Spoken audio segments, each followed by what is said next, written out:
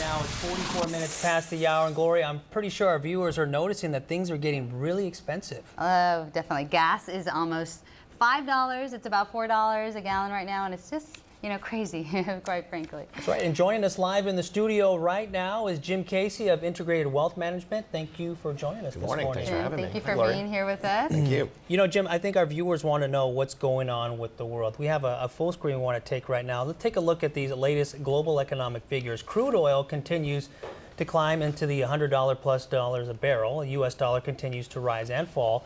And now the euro may be affected with the Greece bailout. What can you tell us about that? You know, Greece does have a bailout. Everyone was waiting for that bailout to happen, and there are some people that aren't too satisfied with the package that was given. And now we have to see if Greece can sustain.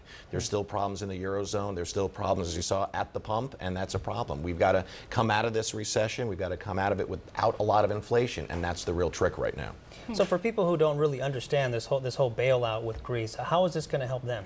It's going to, the investors, it's really going to help bring some stability, and that's really what this market has been looking for. We're seeing the psychological, emotional barrier of a Dow 13,000, and that's what people want to see. I've said it before, and I'll keep saying it again. The one thing that investors nor the markets like is uncertainty. So as we start to see some solutions, maybe people can get back into their investing cycle.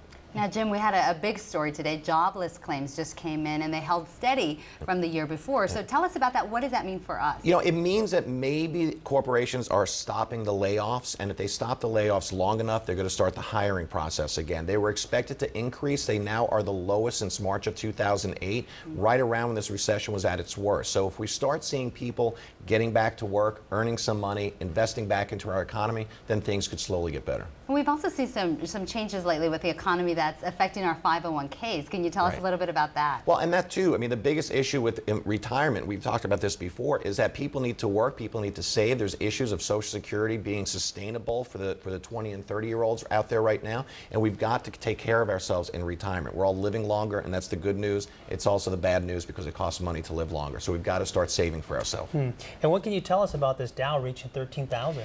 You know, I tell people don't get too excited. It is a psychological and emotional barrier. It's just a number, but it does show some signs that the markets are stabilizing. And if everybody can remember that just a few years ago, the Dow was at 7,000. So we have come a long way. We've got to see some sustainability, but also don't get too excited when you're investing for when you're 30 years down the line. There are definitely a lot of happy investors out there with these numbers, right? It does. It looks good. It feels good. Well, thank you for joining us. Thank you. Thank Thanks you for having again, me. Jim. Thanks, Always Gloria. nice to have you here. Thank you And so if you'd much. like to find out more, all you have to do is email your questions to Jim Casey right there at Integrated Wealth Management. It's www.iwmgmt.com. Thank you again, Jim. Thank you.